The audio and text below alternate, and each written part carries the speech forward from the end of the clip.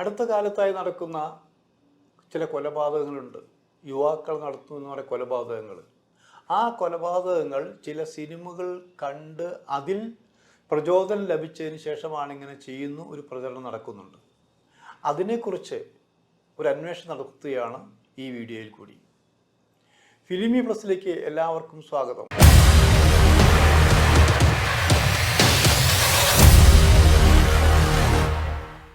Cinema കണ്ടാൽ ചീത്തയാകുമോ? അങ്ങനെയെങ്കിൽ നന്നാകണ്ടേ? ഈ രണ്ടും ചോദിക്കുന്നവരുണ്ട്. സിനിമ കണ്ടാൽ എങ്ങനെ ചീത്തയാകും? ഇപ്പോൾ പറഞ്ഞു കേട്ടില്ലേ? ഇപ്പോൾ കഴിഞ്ഞ ദിവസങ്ങളിലുണ്ടായ കൊലപാതകങ്ങൾ ഇരയും വേട്ടക്കാരും എന്ന പോലെ തന്നെ ആയിരിക്കണം. ഇപ്പോൾ താമരശ്ശേരി ഭാഗത്ത് ഷഹബാസ് എന്നുള്ള ചെറുപ്പക്കാരൻ, ഇന്ന് SSLC പരീക്ഷ എഴുതേണ്ട ഒരു ചെറുപ്പക്കാരൻ എന്നാലോചിക്കണം.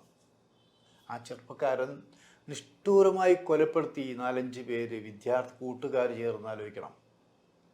അപ്പുറത്ത് വെഞ്ഞാറമൂട് ഭാഗത്തേക്ക് വരുമ്പോഴോ അവിടെ അഫാൻ എന്നുള്ള ചെറുപ്പക്കാരൻ 3 സ്ഥലങ്ങളിലായി തനിക്ക് പ്രിയപ്പെട്ട 5 പേരെ കൊലപ്പെടുത്തി. 6ാമത് കൊലപ്പെടുത്താൻ ശ്രമിച്ചു അവൻ്റെ ഉമ്മയാണ്. വേറെ 2 പേരെയും കൂടി കൊലപ്പെടുത്താൻ നടത്താൻ പോയി എന്ന് അയാൾ തന്നെ പറഞ്ഞിട്ടുണ്ട്. അപ്പം ഇതിൻ്റെയൊക്കെ വെളിച്ചത്തിലാണ് ഈ അടുത്ത കാലത്ത് ഇറങ്ങിയ ചില സിനിമകളെ കുറിച്ച് പറയുന്നത്. ആ സിനിമകൾ കണ്ടിട്ടാണ്, ഇത്തരം സിനിമകൾ ഉണ്ടായതുകൊണ്ടാണ് ഈ ചെറുപ്പക്കാർ വഴിതെറ്റി പോകുന്നത് എന്നാണ് പറഞ്ഞു വരുന്നത്. അത് ശരിയാണോ? അത് തെറ്റാണോ? നമുക്കൊരു പ്രതിയെ വേണം. യഥാർത്ഥ പ്രതിയെ നമ്മൾ ഹാജരാക്കാതെ ഒരു പ്രതിയെയല്ല വേണ്ടു, അങ്ങനത്തെ ഒരു പ്രതി എന്ന് പറഞ്ഞുകൊണ്ട് സിനിമയെ ആ പ്രതിസ്ഥാനത്ത് നിർത്തിയിരിക്കുന്നു എന്നാണ് ഞങ്ങൾക്ക് പറയാനുള്ളത്. മലയാള സിനിമയുണ്ടായിട്ട് 100 വർഷം തയ്യാറായി. 2 വർഷം കഴിഞ്ഞാൽ 100 വർഷമായി, ഏകദേശം 100 വർഷമാവും. ആ കാലഘട്ടത്തിൽ ഇറങ്ങുന്ന പല സിനിമകളിലും വയലൻസ് ഉണ്ടായിട്ടില്ലേ? ആദ്യകാലത്ത് വയലൻസ് കുറവാണെങ്കിൽ ഏതാനും വർഷങ്ങൾക്ക് മുമ്പ് തന്നെ സിനിമയിൽ വയലൻസ് തുടങ്ങിയിട്ടുണ്ട്. അത് മലയാളത്തിൽ മാത്രമല്ല, തെലുങ്ക് സിനിമ എടുക്കുക, തമിഴ് സിനിമ എടുക്കുക, ഹിന്ദി സിനിമ എടുക്കുക, ഈ ലോകോത്തര നിലവാരത്തിലുള്ള സിനിമകൾ എടുക്കുക എന്നാലോചിക്കണം. അത്തരം സിനിമകൾ വയലൻസ്, യുദ്ധങ്ങൾ എല്ലാം ഉണ്ട്. എന്നിട്ട് അന്നൊന്നും ഇതുപോലെ ഒരു കൊലപാതകവും നടന്നതായി നമുക്കറിയില്ല. അന്നൊന്നും സിനിമയെ കുറ്റപ്പെടുത്തിയായിട്ട് നമുക്ക് കേൾക്കാനില്ല എന്നാലോചിക്കണം. അപ്പോൾ ഇതിന് കുറ്റക്കാർ സിനിമക്കാർ മാത്രമാണോ? അല്ല. നമ്മൾ വളർന്നു വരുന്നൊരു സാഹചര്യമില്ലേ നമുക്ക്? ഞാൻ, എൻ്റെ വീട്, എൻ്റെ പശ്ചാത്തലം, എൻ്റെ അച്ഛൻ, എൻ്റെ അമ്മ, ഞാൻ വളർന്ന സാഹചര്യം, എൻ്റെ മാനസികാവസ്ഥ, ഇതൊക്കെ നമ്മൾ പരിശോധിക്കേണ്ടതാണെന്ന് ആലോചിക്കണം. ഈ ക്രിമിനൽ ലിസ്റ്റിൽ പെട്ടവരെ പരിശോധിക്കുമ്പോൾ വേറൊരു കാര്യം കൂടി നമ്മൾ സത്യസന്ധമായി അന്വേഷിക്കണം. ഇവരുടെയൊക്കെ ബാക്ക്ഗ്രൗണ്ട് എന്താണ്? ഷഹബാസ് എന്ന വിദ്യാർത്ഥി കൊല്ലപ്പെട്ടു. അയാളെ കൊലപ്പെടുത്തിയ 4-5 പേരുണ്ട്. അതിലൊരു വിദ്യാർത്ഥിയുടെ അച്ഛൻ TP വധക്കേസിലെ പ്രതിയുമായി നിൽക്കുന്ന ഫോട്ടോ വരെ ഇവിടെ പ്രസിദ്ധപ്പെടുത്തി കഴിഞ്ഞിരിക്കുന്നു. അയാൾ തെറ്റ് ചെയ്തു എന്നല്ല നമ്മൾ പറയുന്നത്. നമ്മൾ ഈ പശ്ചാത്തലങ്ങൾ നോക്കുമ്പോൾ ഇതൊരു സിനിമ മാത്രമല്ല, രാഷ്ട്രീയമുണ്ട്, മതമുണ്ട്, ചരിത്ര സിനിമയുണ്ട്, വടക്കൻ പാട്ട് സിനിമയുണ്ട്, യുദ്ധ സിനിമയുണ്ട്, രാഷ്ട്രീയ സിനിമകളുണ്ട്, സോഷ്യൽ സിനിമകളുണ്ട് എന്നാലോചിക്കണം. ഏത് ടൈപ്പ് സിനിമ എടുക്കോ? ഇതിലെല്ലാം യുദ്ധങ്ങൾ ഇല്ലേ? ഇതിലെല്ലാം കൊലപാതകങ്ങളില്ലേ? ഇതെല്ലാം കണ്ട് മടുത്തവരാണ് കുറേ പേരെന്നാലോചിക്കണം. ഇപ്പം ഇതൊന്നും ചോര കണ്ടാലൊന്നും ആർക്കും ഒരു വികാരം ഇല്ല. ഞാനൊരു കാര്യം പെട്ടെന്ന് ആലോചിക്കാൻ കാരണം, ഇവിടെ ജോഷിയുടെ ന്യൂഡൽഹി ഇറങ്ങുന്നൊരു സമയമുണ്ട്. സാധാരണ സ്ത്രീകൾ അത്തരം സിനിമകൾ, വയലൻസ് സിനിമകൾ, ചോരയിറ്റുന്ന സിനിമകൾ അതൊന്നും കാണാൻ പോകാതിരുന്നൊരു കാലഘട്ടമായിരുന്നു എന്നാലോചിക്കണം.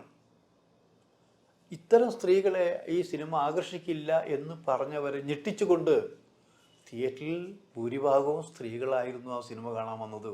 ഒരു പ്രാവശ്യമല്ല, വിദ്യാർത്ഥിനികളടക്കമുള്ളവർ പല പ്രാവശ്യം ആ സിനിമകൾ കണ്ടു. ആ സിനിമ കണ്ടിട്ട് ഒരു ഞെട്ടലും ആർക്കും ഉണ്ടായിട്ടില്ല. അപ്പോൾ ഇതൊന്നും കൊണ്ടല്ല ആ സിനിമ കണ്ടിട്ട് എന്തെങ്കിലും പ്രശ്നം ഉണ്ടായിട്ടുണ്ടോ? അപ്പോൾ സിനിമകൾ ഇങ്ങനെ വന്നുകൊണ്ടിരിക്കും, പോയിക്കൊണ്ടിരിക്കും എന്ന് ആലോചിക്കണം. ഇപ്പം ഏറ്റവും പുതിയതായിട്ട് ഉണ്ണി മുകുന്ദിനെയാണ് കുരിശുമ കയറ്റിയിരിക്കുന്നത്. മാർക്കോയിലത്തെ സഹിക്ക വയ്യാത്തത്ര ക്രൂരത, ആ ക്രൂരത ആ സിനിമ കണ്ടിട്ടാണ് ഈ വെഞ്ഞാറമൂട് ഈ സംഭവം ഉണ്ടായിരിക്കുന്നത് എന്ന് പോലും പറഞ്ഞു. അതാ ഞാൻ പറഞ്ഞത്, നിങ്ങൾക്കൊരു പ്രതിയെ വേണം, ആ പ്രതിസ്ഥാനത്ത് സിനിമയെ നിർത്തിയിരിക്കും എന്നുള്ളത്. അങ്ങനെ പറയാൻ നമ്മൾ ഒരുക്കമില്ല. സിനിമയ്ക്ക് ഒരു കഥയുണ്ട്, സിനിമയ്ക്ക് കുറേ നിർമ്മാതാവുണ്ട്, സംവിധായകരുണ്ട്, എല്ലാവിധമുണ്ട്. ഇത് ഒരു പെട്ടെന്നുണ്ടാകുന്ന സംഭവങ്ങളല്ല എന്ന് ആലോചിക്കണം. ഇത് എടുത്ത് കണ്ട് തിയേറ്ററിൽ വരുന്ന ആലോചിക്കണം. അങ്ങനെയുള്ളൊരു പ്രോഡക്റ്റാണ്. ആ പ്രോഡക്റ്റിനെ ചിലർ മാത്രം കുറ്റപ്പെടുത്തിക്കൊണ്ട് സിനിമ മോശമാണ് എന്ന് പറയുമ്പോൾ നിങ്ങളുടെ വാദഗതിക്ക് വേണമെങ്കിൽ സമ്മതിക്കാം. അങ്ങനെയാണെങ്കിൽ എത്രയോ നല്ല ലക്ഷണമൊത്തുള്ള മനുഷ്യരെ നന്നാക്കിയെടുക്കുന്ന സാരോപദേശങ്ങൾ പറയുന്ന കഥകൾ പറയുന്ന സിനിമകൾ ഉണ്ടായിട്ടില്ലേ? എത്ര ക്രിമിനലുകൾ നന്നായിട്ടുണ്ട്, മാനസാന്തരപ്പെട്ടിട്ടുണ്ട് അവർക്ക്. അപ്പോൾ സിനിമയൊരു കലാരൂപമായിട്ട് നമ്മൾ കാണുക. മറിച്ച് വേറൊരു കാര്യം കൂടി ഉണ്ട്. ഇവിടെ നമ്മൾ അറിഞ്ഞിട്ടും അറിഞ്ഞ ഭാവം നടിക്കാതെ ലഹരി സാധനങ്ങൾ സ്കൂളുകളിലും കോളേജുകളിലും നിറയെ വിറ്റഴിക്കുന്നത്, ഹോസ്റ്റലുകളിലും. അത് പുരുഷന്മാർ താമസിക്കുന്നതായിട്ട് സ്ത്രീകൾ താമസിക്കുന്നതായിട്ട് എല്ലാ ഹോസ്റ്റലുകളിലും ഇതെത്തിച്ചു കൊടുക്കുന്നുണ്ട്.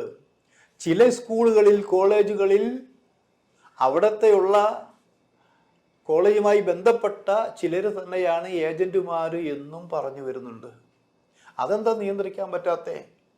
പാർട്ടികൾ എടുക്കുക, യാത്രയപ്പ് പാർട്ടികൾ, കല്യാണ പാർട്ടികൾ, ഗെറ്റ് ടുഗദർ, അങ്ങനെ പല പാർട്ടികളും നടക്കുമ്പോൾ ഈ പാർട്ടികളിലൊക്കെ ലഹരി ഉപയോഗിക്കുന്നുണ്ടെന്ന് ആലോചിക്കണം. ആ ലഹരി വെറുതെ ചാരായോ ബീറോ 3X റമ്മോ അങ്ങനെയൊന്നുള്ളതല്ല. ഏറ്റവും പുതിയത് മണം പോലും അറിയാൻ പറ്റാത്ത രീതിയിലുള്ളതാണ്. അതേ സ്ഥാനത്ത് 1, 2, 3 ദിവസം ഇങ്ങനെ മയങ്ങിക്കെടുക്കണം എന്ന് ആ തരത്തിലൊന്ന് ആലോചിക്കണം. വേറെ നിങ്ങൾ കേട്ടിട്ടില്ലേ, നമ്മുടെ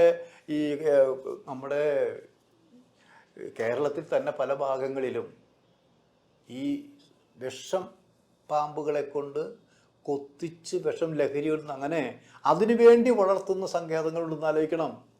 അപ്പം ലഹരിക്ക് വേണ്ടി മനുഷ്യൻ എന്തും ചെയ്യും. ലഹരിയിൽ നമ്മൾ പറയാത്തൊരു കാര്യം, ലഹരി തലയ്ക്ക് പിടിച്ചുകൊണ്ട് ബന്ധങ്ങൾ നോക്കാതെ കൊലപാതകങ്ങൾ നടത്തുന്നുണ്ട്, ഇവിടെ നടക്കുന്നുണ്ട്.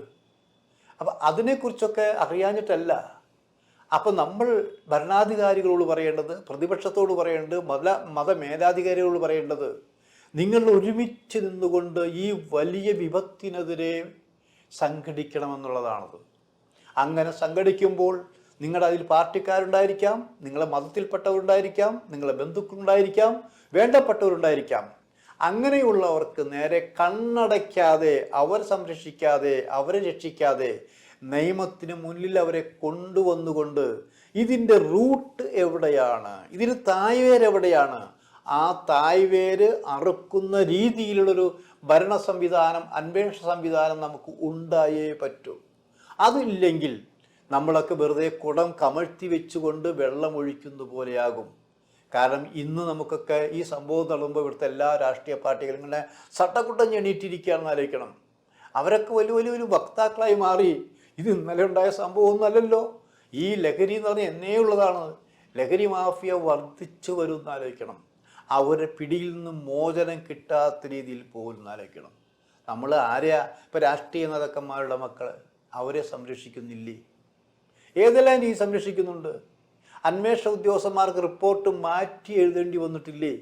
വിധിന്യായം പോലും മാറി വരും നമ്മൾ കണ്ടിട്ടില്ലേ? അപ്പോൾ ഇതൊക്കെ നമ്മൾ എവിടെ കൊണ്ടെത്തിക്കും? ഇതിൽ നമ്മൾ ആലോചിക്കേണ്ട വേറൊരു കാര്യമുണ്ട്. കുറ്റം ചെയ്യുന്നവനെ ശിക്ഷിക്കുക തന്നെ വേണം. അത് പറയാൻ കാരണം ഈ ഷഹബാസ് എന്നുള്ള വിദ്യാർത്ഥി കൊല്ലപ്പെട്ട് ആ പയ്യൻ്റെ മൃതദേഹം സംസ്കരിക്കുന്നതിന് മുമ്പ് തന്നെ ആ കൊലപാതകം നടത്തി എന്ന് പറയപ്പെടുന്ന 5 പേര് ചോരയുടെ മണം മാറും മുമ്പ് അവരെ SSLC പരീക്ഷ എഴുതാൻ അനുവദിച്ചു എന്നുള്ളത് ഞെട്ടിപ്പിക്കുന്ന സംഭവമാണെന്ന് ആലോചിക്കണം. ഞെട്ടിപ്പിക്കുന്ന സംഭവമല്ലേ? എന്തുകൊണ്ട് അവരെ പ്രായത്തിലുള്ള പരീക്ഷ എഴുതി മാറ്റി നിർത്തിക്കൂടായിരുന്നു? അതുപോലും പ്രോത്സാഹിക്കുമ്പോൾ ഇവിടെ എന്തും ചെയ്യാമെന്നുള്ള ധൈര്യമല്ലേ എല്ലാവർക്കും കൊടുത്തിട്ടുള്ളത്? അധികാരമുള്ളവൻ്റെ സ്വാധീനമുള്ളവർക്ക് ഇവിടെ എന്തും ചെയ്യാമെന്നല്ലേ വിളിച്ചു പറയുന്നത്? അല്ലെങ്കിൽ മറ്റുള്ളവരെ ബോധ്യപ്പെടുത്താനെങ്കിലും, നിങ്ങൾക്ക് ഇഷ്ടമുള്ളത് നിങ്ങൾ രക്ഷിക്കാൻ ശ്രമിക്കുമ്പോൾ പോലും മറ്റുള്ള ബോധ്യപ്പെടുത്താനെങ്കിലും ഈ പരീക്ഷയിൽ നിന്ന് ഈ 5 പേരെയെങ്കിലും മാറ്റി നിർത്തേണ്ടതായിരുന്നില്ലേ? സത്യത്തിൽ കുറ്റക്കാരാരാ? കുറ്റക്കാർ ഇവിടെ ഭരണം കൈയാളുന്നവരും പ്രതിപക്ഷത്തിരിക്കുന്നവരും മതത്തിനെ കൂട്ടുപിടിച്ച് നടക്കുന്നതും മതത്തിൻ്റെ ആൾക്കാരും ഈ രാജ്യത്ത് കാശുണ്ടാക്കുന്നവരും തെറ്റായ രീതിയിൽ നടക്കുന്നവരും സ്വപ്നഗോപുരങ്ങൾ പണിയുന്നവരും ഒക്കെ തന്നെയല്ലേ? അവരെ നിലയ്ക്ക് നിർത്താൻ കഴിഞ്ഞാൽ മുമ്പുണ്ടായിരുന്ന പോലെ രാജ്യം കുറേയേറെ നല്ല രീതിയിലായിത്തീരും എന്ന കാര്യം യാതൊരു സംശയവുമില്ല. കേരളമല്ലേ കുറച്ചു കാലമായിട്ടൊരു ഭീകര സംസ്ഥാനമായി മാറ്റി മറിച്ചു വരുന്നത്? മുമ്പ് എത്ര സുന്ദരമായൊരു സംസ്ഥാനമായിരുന്നു നമ്മുടെ. അത് ഓർക്കുക.